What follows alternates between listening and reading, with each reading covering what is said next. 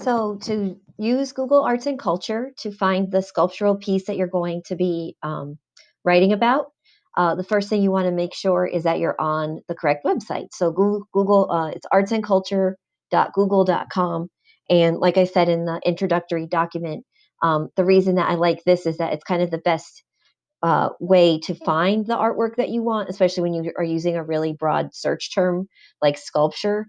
And then you can do a couple of extra research just to get some more information about your piece as needed. So the way that I'm going to start is I'm going to click on the search, and I'm just going to type in sculpture. And you'll see too that it comes up as kind of like an art form. So there's two ways that you can look at that. If you type in sculpture, you can just press enter, and that will kind of take you to the sculpture page. So there's a couple different ways that they present material in this website. They present it as themes. There's also different collections that various museums would have. They have specific online exhibits from different museums that are current, and then you would scroll down and there would be the individual sculptural items, and then also different materials. So if you wanted something that was specifically clay or specifically wood, you could search it just according to those materials.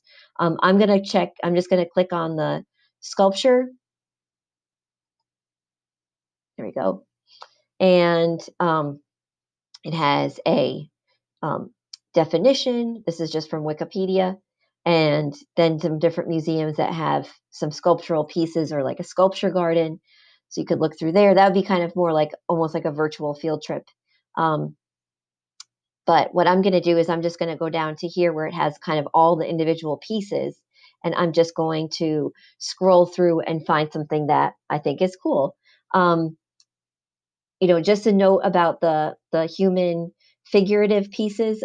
In the ancient world, they did have a lot of imagery of people with no clothes, and this was kind of a way that they would portray the human figure in those ways and kind of create their studies about the human figure. If you're not comfortable with that, then don't choose a piece that would make you uncomfortable.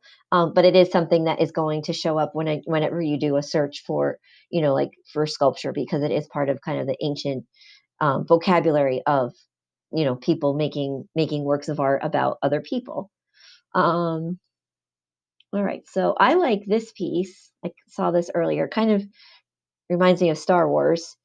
This is a piece by Barbara Hepworth, and it also kind of reminds me of the angel piece that we did in the beginning of the year. This one's called Winged Figure Prototype, which means that this piece was kind of like a sample. So you made this smaller version, and then she made a larger one later on, which was installed in London. And this is at the museum of her work in England, the Hepworth Wakefield Museum. So when I need the information about where this piece is located, this is kind of where I can get my information from. So like I said in the document, you can't copy and paste the image on from Google Arts and Culture. That's the one kind of downfall about this website. But you can copy and paste the words, the text. So I'm going to highlight this and Control C and copy it, and then open up a new tab and then paste that. And now I have the images that I need. So I'm going to click on that. And this one is actually the one from Google Arts and Culture. I can see where the origination is from. So that's the one I'm going to use. So I'm going to copy it. Okay. And then I have my Google Drawings open. So I just went to my Drive, New, right, More, and then Google Drawings. And I've created my Choose Your Own Sculpture sample. And I'm going to paste it into my Google Drawing. So the nice thing about Google Drawings is that you can copy and paste. So that is my image. I'm going to add some background color. If you want to do a gradient, you could do that. Okay. Looks nice with the gray. And then I'm going to create text boxes for all of the information that I need to include for this piece. So, what I need to include are the image, which I have, the name of the artist, which I can get, it's Barbara Hepworth. The title of the artwork, I have that. The year, I have that. Where it's located, I have that. The medium, it actually says that in the piece. Let's see here. So the medium is aluminum, isopon, and aluminum rods. So I have that. And then a sentence for each. What are three elements and principles? So I'll say what elements and principles I think that this work is about. And then a sentence explaining why I chose this work of art. So I'll be able to fit that all in my Google drawing, and then I submit that as my final work.